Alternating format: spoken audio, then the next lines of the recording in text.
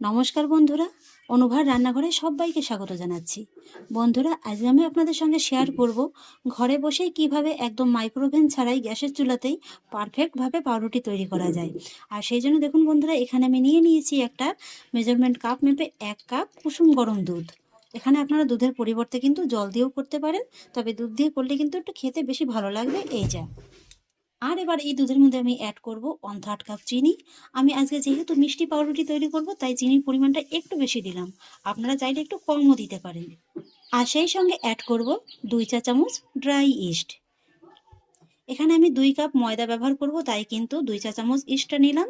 খেয়াল রাখবেন, প্রতি কাপ ময়দার জন্য কিন্তু 1 চা চামচ ইস্টই যথেষ্ট। আর তারপরে অ্যাড করব একটুখানি লবণ। এবার আমি চিনি আর ইস্টটাকে এই দুধের সঙ্গে খুব ভালোভাবে মিশিয়ে নেব। চিনিটাকে আমি দুধের সঙ্গে খুব ভালোভাবে মিশিয়ে নিয়েছি। আর এবার আমি দুধটাকে এইভাবে ঢাকা চাপা দিয়ে 5 মিনিটের মতো একটু রেখে দেব। 5 মিনিট বাদে ঢাকাটাকে তুলে নিচ্ছি। আর এবার আমি এর ভিতরে অ্যাড করব যে কাপটা মেপে দুধটা নিয়েছিলাম, সেই কাপেরই 2 কাপ মতো ময়দা। আপনারা এখানে কিন্তু ময়দার পরিবর্তে আটা দিয়েও রুটিটা করতে পারেন। আর এবার আমি এই যে দুধের সঙ্গে ময়দাটাকে একটু খুব ভালোভাবে মেখে নেব। এইভাবে মাখাতে মাখাতে দেখতে পাবেন যে একটা পর্যায়ে কিন্তু এই যে ময়দাটা হাতের সঙ্গে এইভাবে একদম স্টিকের মতো লেগে যাচ্ছে। এতে কিন্তু ভয় পাওয়ার কিছু নেই, এটাই কিন্তু একদম পারফেক্টভাবে মাখা হবে। আর এই মাখাটা কিন্তু আমরা সাধারণত রুটি পরোটার জন্য যেরকম ডোটা মেখে থাকি, তার থেকে কিন্তু একটু নরম করে নিতে হবে। এই যে দেখুন, এইভাবে কিন্তু একটু বেশ ভালোই নরম করে কিন্তু মেখে নিতে হবে। আর এইভাবে যখন একটু হালকা করে মাখা হয়ে যাবে, তখনই কিন্তু এর ভিতরে অ্যাড করতে হবে সাদা তেল। এখানে আমি 1/4 কাপের মতো সাদা তেলটা নিয়ে নিলাম। এবার কিন্তু ফাইনালি খুব ভালোভাবে মেখে নিতে হবে। আর এই তেলটা দেওয়ার কারণে কিন্তু দেখতে পাবেন এটা একদম খুব ভালোভাবে মেখে নেওয়া হয়ে যাবে। আর তেলটা দেওয়ার পরে যখন এইভাবে একটু ভালোভাবে মেখে নেওয়া হয়ে যাবে, তখন কিন্তু এই ডোটাকে নিয়ে নিতে হবে কিচেন টেবিলের উপরে। আর তারপর কিচেন টেবিলের উপরে নিয়ে এইভাবে কিন্তু একটু কাপড় কাচার মতো মেখে নিতে হবে। এই যে দেখুন, এইভাবে যত ভালোভাবে মেখে নিতে পারবেন, পাউরুটিগুলো কিন্তু ততটাই সফট হবে এবং স্পঞ্জি হবে। এই যে আমি ইস্টটা দিয়েছি, ইস্টটাও কিন্তু খুব সুন্দরভাবে একদম অ্যাক্টিভ হয়ে যাবে। তারপর মাখতে মাখতে একটা পর্যায়ে দেখতে পাবেন যে এটা কিন্তু আর একদমই হাতের ভিতরে লেগে যাচ্ছে না। এই যে দেখুন, তারপর এইভাবে একটু ভালোভাবে মেখে নিতে হবে। এইভাবে একটু ভালোভাবে মেখে নেওয়ার পরে একটা গোল শেপ আমি দিয়ে দিলাম। আর তারপর যে বাটিটার মধ্যে আমি ময়দাটা মেখেছিলাম, সেই বাটিটার মধ্যে আমি রেখে দেব। আর তারপর উপর থেকে আবারও 1 চা চামচের মতো সাদা তেলটা আমি লাগিয়ে নেবো। এতে করে কি হবে, উপরটা কিন্তু আর ড্রাই হয়ে যেতে পারবে না। আর তারপর এই ডোটাকে আমি রেস্টে রেখে দেবো 1 ঘন্টার মতো। 1 ঘন্টার মধ্যেই কিন্তু ইস্টটা খুব সুন্দরভাবে অ্যাক্টিভ হয়ে যাবে। আর এই ডোটা এখন যতটা ছোট দেখছেন না, এটা কিন্তু বেশ খানিকটা ফুলে যাবে।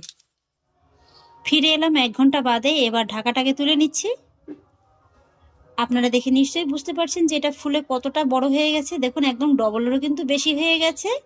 আপনারা চাইলে কিন্তু এই ডোটাকে একটু হালকা গরম জলের উপরে রেখে দিতে পারেন, তাহলে কিন্তু খুব তাড়াতাড়ি একদম ফুলে যাবে। আবার যে কোনো গরম জায়গাতেও রেখে দিতে পারেন, উনানের পাশে কিংবা রোদের জায়গাতে, তাহলে কিন্তু এইভাবে খুব ভালোভাবে একদম ফুলে যাবে। এবার আমি এই ডোটাকে এইভাবে একটু মেখে নেব। এই যে দেখুন, কত সুন্দর একেবারে কিন্তু ফুলে গেছে।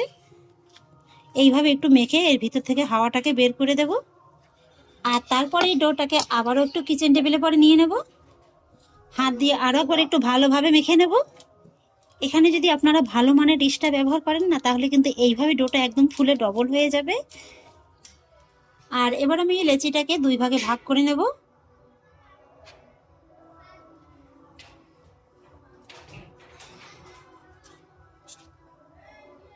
একটা ভাগ হাতে নিয়ে নেব। আর তারপর এই লেচিটাকে এইভাবে কিন্তু একটু এই যে এইভাবে ঘুরিয়ে ঘুরিয়ে রাউন্ড শেপটা দিয়ে দিতে হবে। এই যে দেখুন, খুব সহজ কিন্তু তৈরি করা।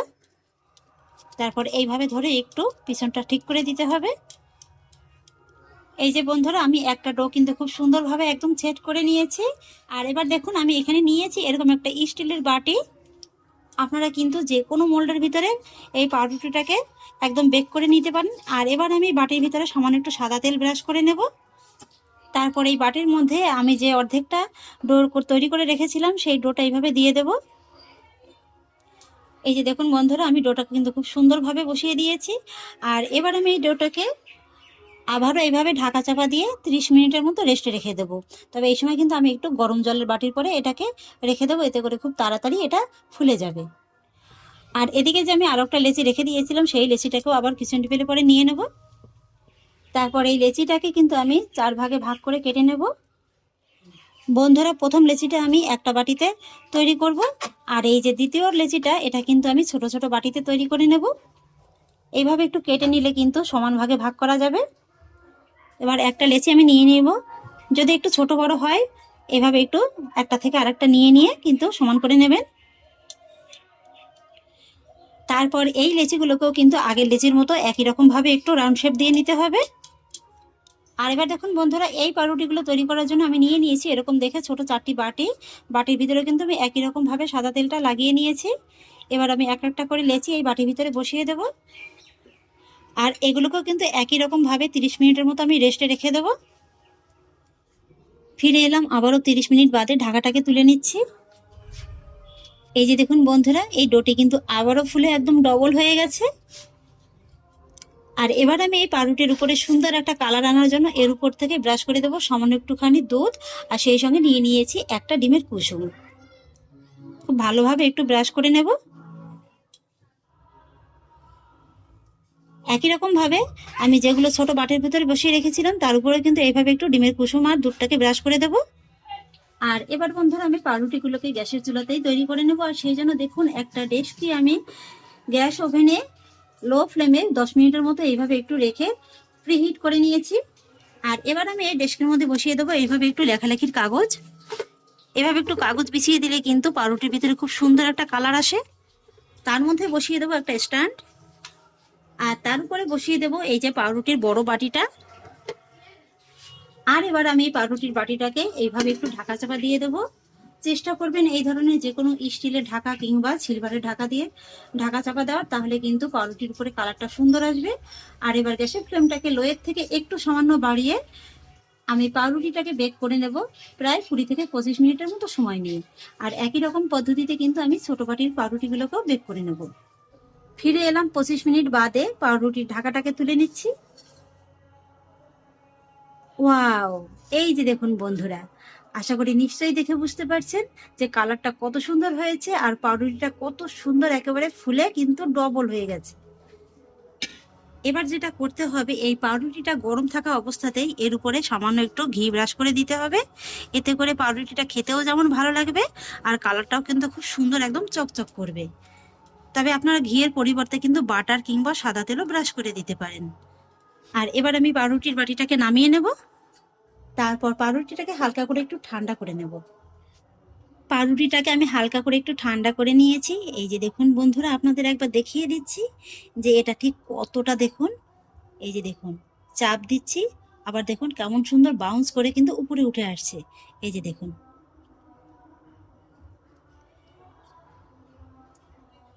এইভাবেই কিন্তু আপনারা বাড়িতেই একদম পারফেক্ট ভাবেই কোনো রকম ওভেন ছাড়াই গ্যাসের চুলাতেই পাউরুটি তৈরি করতে পারবেন। এই যে দেখুন কত সুন্দর, দেখুন একদম বাউন্স করছে। এবার আমি একটা চামচের পিছন দিয়ে এইভাবে একটু পাউরুটিটাকে একটু ছাড়িয়ে নেব। তারপরে এইভাবে একটু 2-3 বার করে জোরে ঝাঁকিয়ে নেব। আর তারপর এইভাবে একটু ধরে ভুট করলেই দেখতে পাবেন যে পাউরুটিটা খুব সুন্দরভাবে পড়ে গেছে।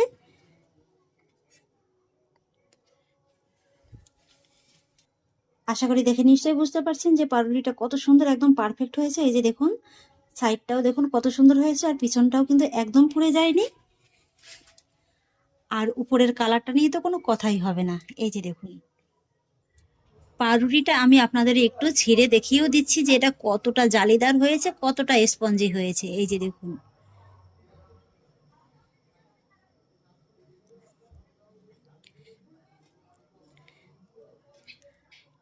আশা করছি আপনাদের বুঝতে আর কোনো অসুবিধা নেই। দেখে নিশ্চয়ই বুঝতে পারছেন যে পাউরুটিটা কেমন একদম পারফেক্ট ভাবে তৈরি হয়েছে। এই যে দেখুন বন্ধুরা, ভিতরটা দেখুন শুধু একবার, কত সুন্দর একেবারে জালিদার আর ফ্লাফি হয়েছে। এই যে দেখুন,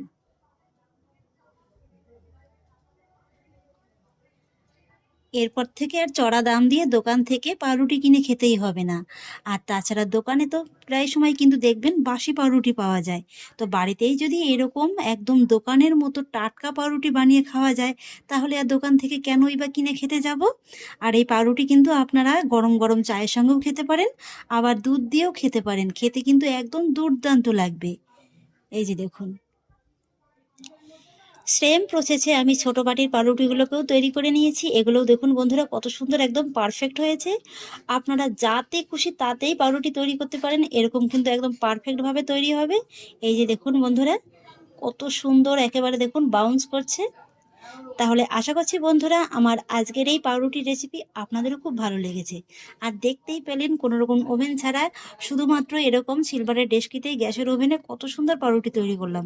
আর আমার আজকের এই রেসিপিটি যদি আপনাদের ভালো লেগে থাকে, তাহলে আমাকে অবশ্যই একটা লাইক এবং কমেন্ট করবেন, সেই সঙ্গে বন্ধুদের সঙ্গে শেয়ার করবেন। আর প্লিজ বন্ধুরা, যদি আমার পরিবারের নতুন সদস্য হয়ে থাকেন, তাহলে একটা সাবস্ক্রাইব করে পাশে থাকা বেল আইকনটি প্রেস করে দেবেন। ফিরে আসছি এরকমই পরের অন্য কোনো নতুন রেসিপি নিয়ে। সবাই ভালো থাকুন, সুস্থ থাকুন। ধন্যবাদ।